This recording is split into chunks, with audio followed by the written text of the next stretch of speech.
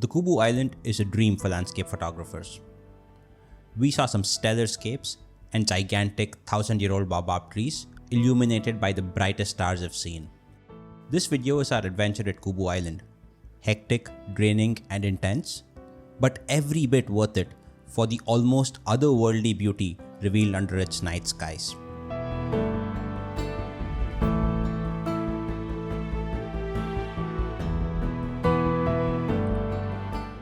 My name is Enroute and I'm a nature photographer. My friends and I recently spent close to a month in the deserts, deltas and forests of Botswana, where we had some intense and up-close wildlife experiences.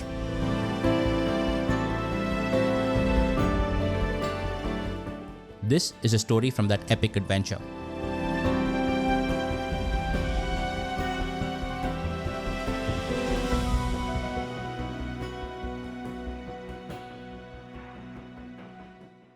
Yeah, another 30 minutes we need to keep going straight, so it's fine. So we just started from the Khama Rhino Sanctuary and we're on our way to Kubu Islands. This is one of the most exciting parts of the trip for me. Now, the Kubu Island is on the Sowa Pan, which is a part of the Makgadikgadi Pans National Park. The pan itself used to be an ancient lake many thousands of years ago, and I'm told that remnants of life like fossils etc. are still found on the pan. And the island per se is made of granite and has a number of ancient baobab trees, some of which, as I've read, are over 2,000 years old. The night skies there are absolutely stunning. We've almost planned our trip in such a way that we're going to Kubu on the days when the Milky Way visibility is the highest. So it's also a great place for landscape photography at night with stars and star trails and any interesting subjects in the foreground that we can light up. So most of our work in Kubu Islands is going to be during the night. Looking forward to getting there soon and can't wait to get started on the landscape photography.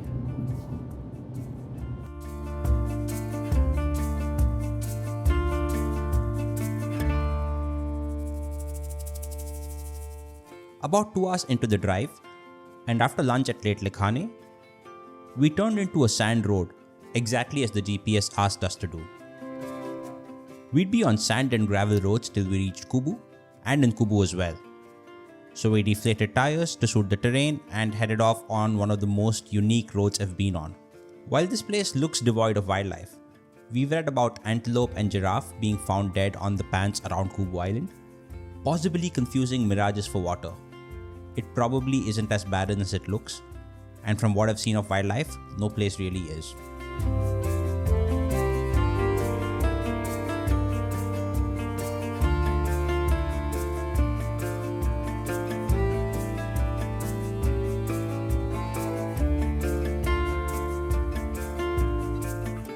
After about 30 minutes, and maybe just as many kilometers, this road turned into another, narrower road with fences on either side.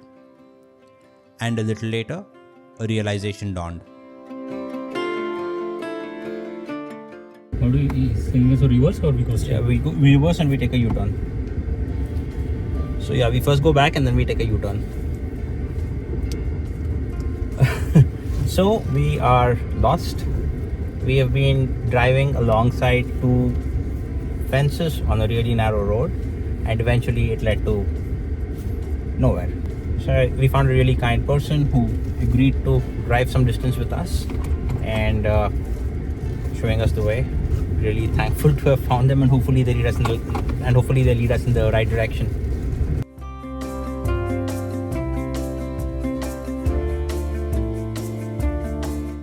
Despite their best efforts, we continued to be lost. Here's a tip for any of you about asking for directions in Botswana. When someone says, follow the road from here, they mean follow the right road from here, which is obvious to them, but easy to miss for someone driving there for the first time. Evidently, we did not follow the road and were going around in circles in the wilderness near Orapa and Letlhakane.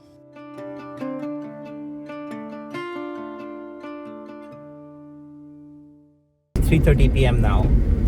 We should have been in Kubu Island at 1 latest, and we don't even know which direction we're headed in right now.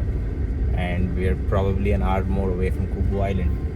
On my right, it's actually very good light for photography, so we're losing out on good photography time. But right now, that's not the biggest concern. Our biggest concern is where in this wilderness are we, and how are we going to get out of here.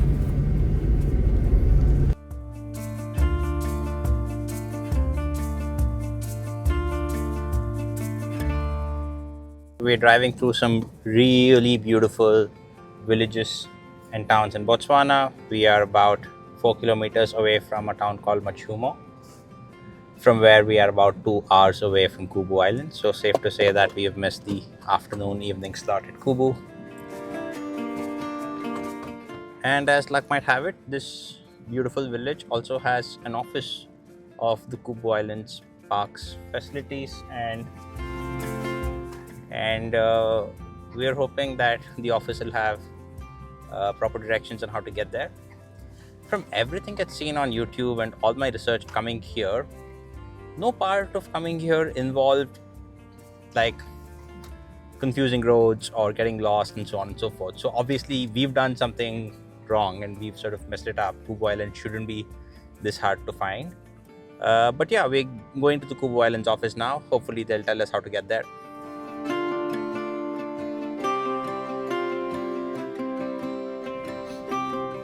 We now know we're on the right track because we also had our first view of the Pans, and it is beautiful. I can't wait for this patch of shops to get over for us to start driving in the open Pans area.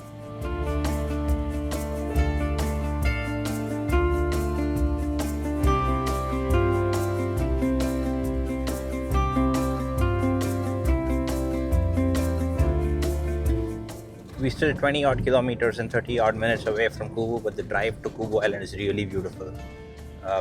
Huge grassland, wide open spaces on either side. It looks really amazing. Probably like the widest open grasslands I've seen.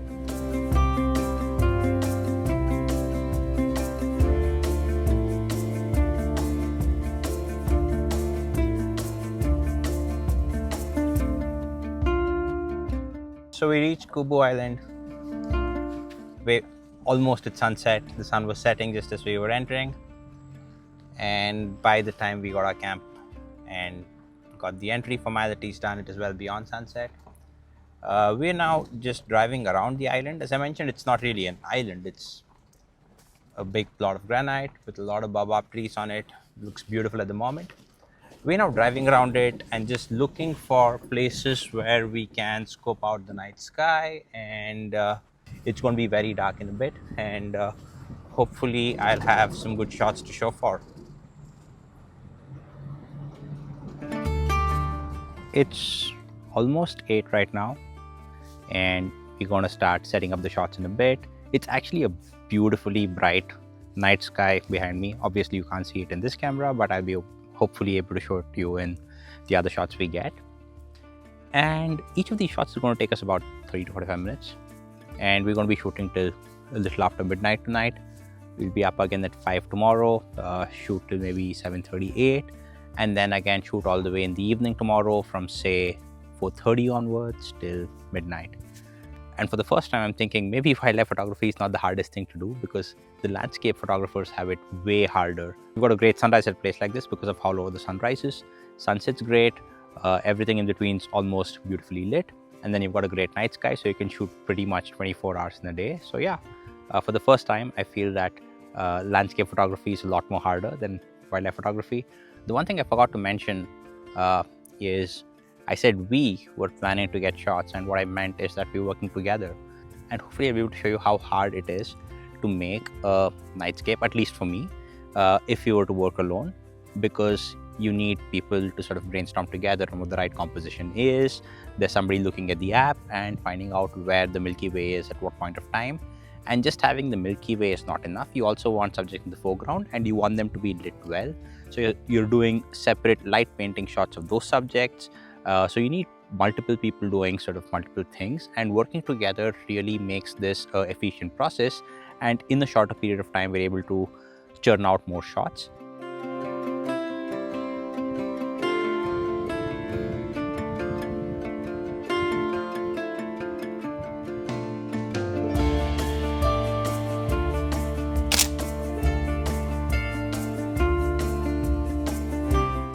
was about 10 by the time we got done with the car against the Milky Way.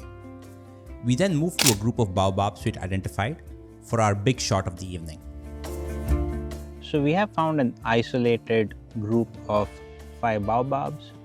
The Milky Way is nice and bright above them. It'll be brighter in maybe 40 minutes. So our plan now is to light up these baobabs, and towards the end of this session here, maybe take shots of the baobabs with the Milky Way. I really can't show anything more in this frame because of how dark it is, and I'm recording with my phone, as you can see. But yeah, we'll definitely have images to show what we have in mind, and they should come to life really soon. So that's the kind of image that we're working on, with Sumit lighting it from both the left and the right side.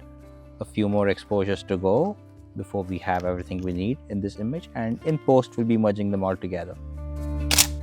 For a day that looked like it was all but gone, especially with barely any time left for scouting, we were happy with the shots we managed. Long and tiring as the day was, it was also rewarding.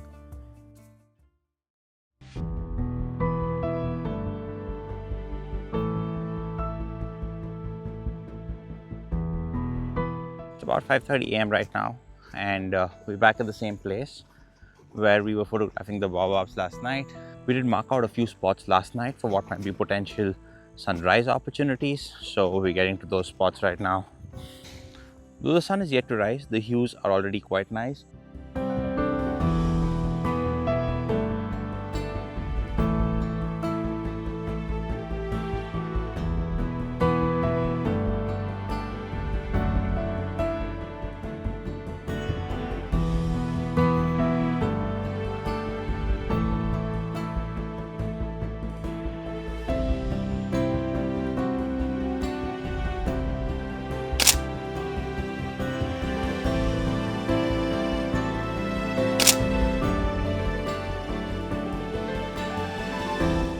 So we just wound up a quick morning session, and we shot the same baobabs that we were shooting last night. And I think we're heading towards the rocks now because there's some really nice color on the rocks at this moment. And hard as it is, the easy part of landscape photography is that when you come to your spot, you don't have to worry about your subject being there, or whether she's taken her cubs and gone to a water hole or anything else like that. The subject's mostly always there, and I think we made good use of that this morning. Let's see what we can do with the rocks.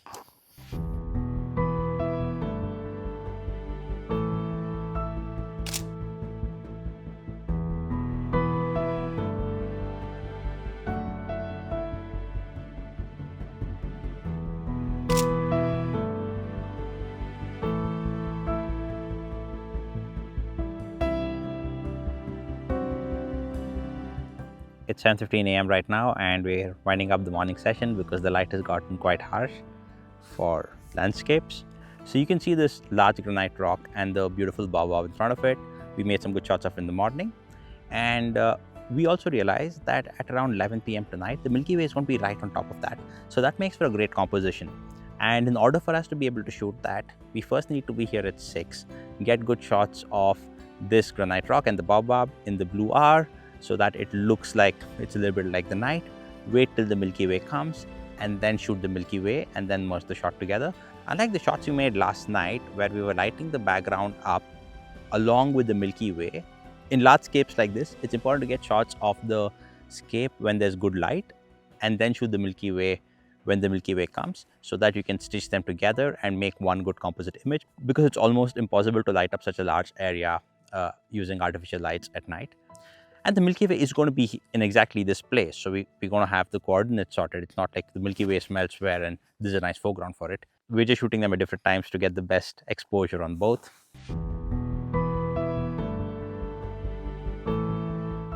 Photographically speaking, we were pretty much done for the morning session. When you're looking through a viewfinder, everything is a composition, with subjects, backgrounds, foregrounds, f-stops, and a dozen other things. When I looked outside the viewfinder, for the first time, I saw Kubu.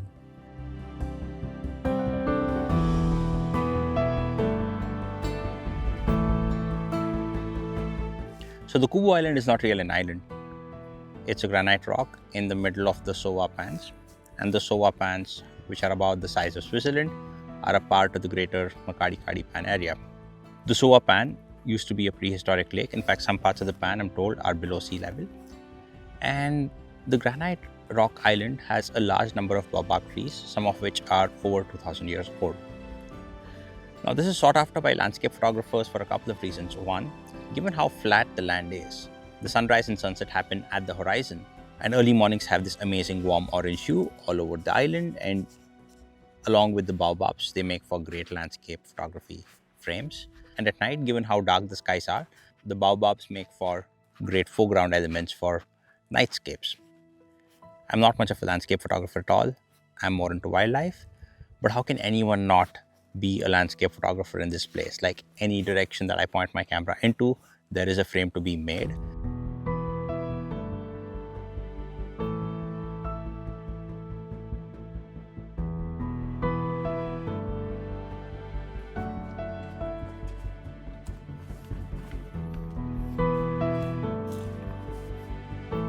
And while we were done with photos, we still had a long session ahead of us, scouting for places that we'd come to in the evening to make our shots.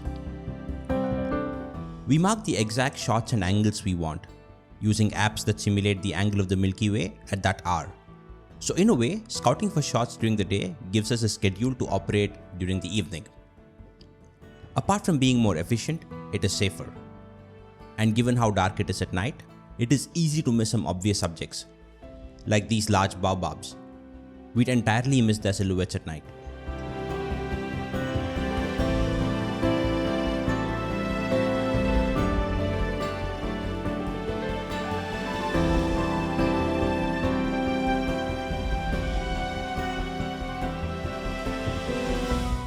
We headed back to camp for some lunch and some rest, but it was impossible to spend time there in the afternoon heat with no shade from the trees. So it's a really hot afternoon in Kubu Island, and we started driving out because it was just too hot to stay at camp, and also because our camp is fairly basic in the sense that it's just a clearing with a large baobab tree and there's a fire pit, and that's pretty much it.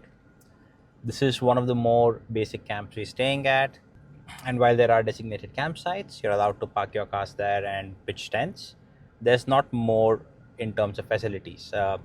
It doesn't have running water, there are no ablutions, and there are long drop toilets, but it's very, very basic. So you've got to make your own arrangements for water, both for drinking as well as cleaning and cooking and so on and so forth.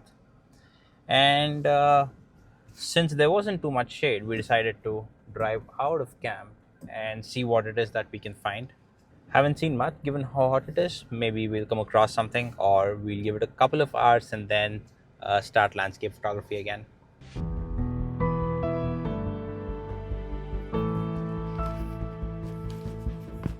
So it's about 5:20 now.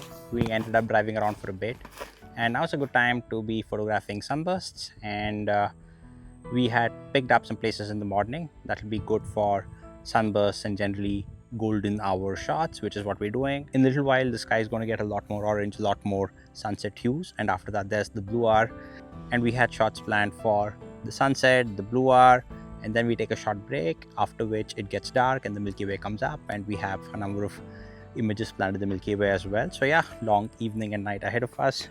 Hopefully I'll have the shots to show for it.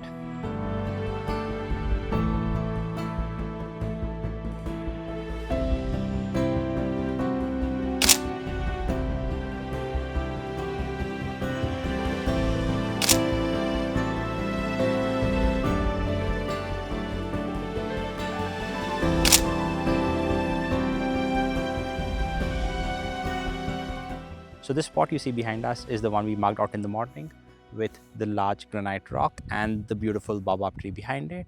And in a bit, we should be able to get really good exposure on this rock and the baobab in front of it.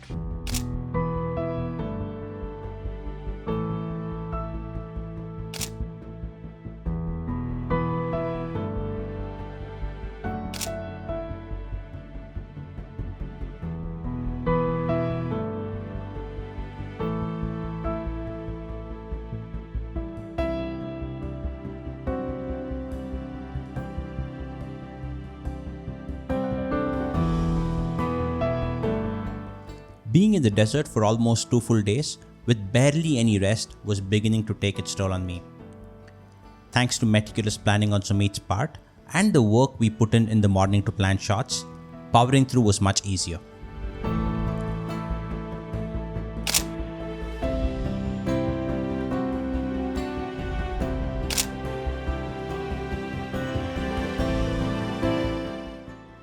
So we're at the end of a really long night. I mean, it's not that late, it's 10 p.m. We hoped to shoot for longer, but we managed to get most of the shots we wanted, including a really nice fun shot with Sumit in the frame. We probably have to do a couple more shots back at camp, and we probably need to right here, right. Yeah, we probably have to do a couple more shots back at camp, and we probably need to wake up early in the morning to do a time lapse that we had in mind. Not sure how that's going to fare given how tired we are and given that tomorrow's a really long day. We're going to be driving across the Pans tomorrow and heading to Gueta for the next part of our adventure. Fingers crossed on us being able to find the route there and get there in time.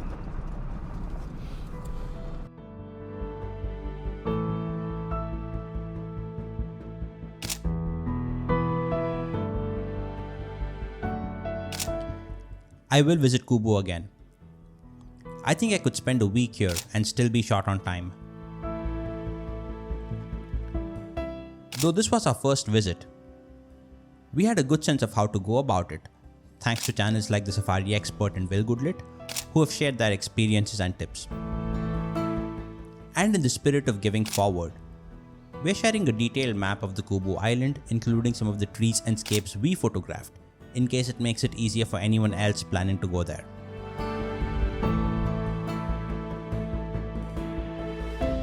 From here, we drive to Gueta for the most intimate wildlife experience of the trip, coming up next.